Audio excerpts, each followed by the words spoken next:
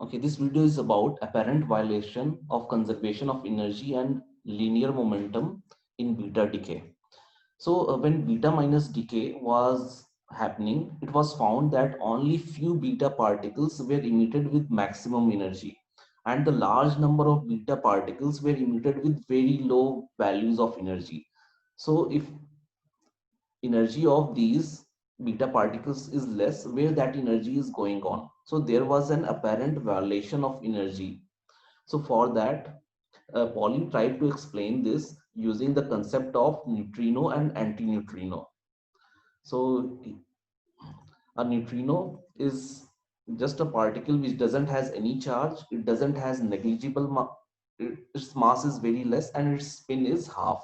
Since it was not having any charge, the mass was very less, it was very difficult to find it initially. Okay, now according to Pauli, whenever beta minus decay happens, a neutrino is also being released.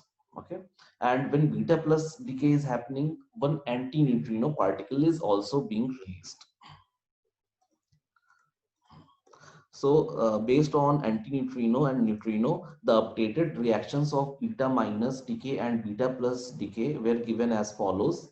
So in beta minus decay, along with beta minus particle or electron, antineutrino is also being released. It also takes some of the energy.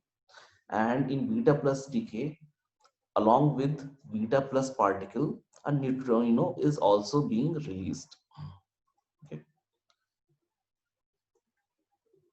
Next is gamma decay.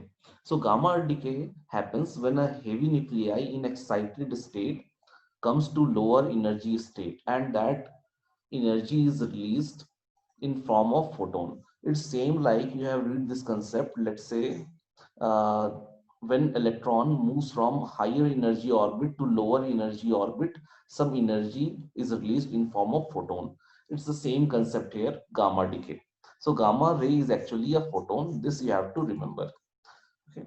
So in this one, X star means this is an element which is in excited state. So when it comes back to stable state, let's say electron moves from here to here, it will release some energy. Same thing will happen here. It will release some energy in form of photon. That is your gamma decay. Now in gamma decay, there is no change in atomic and mass numbers.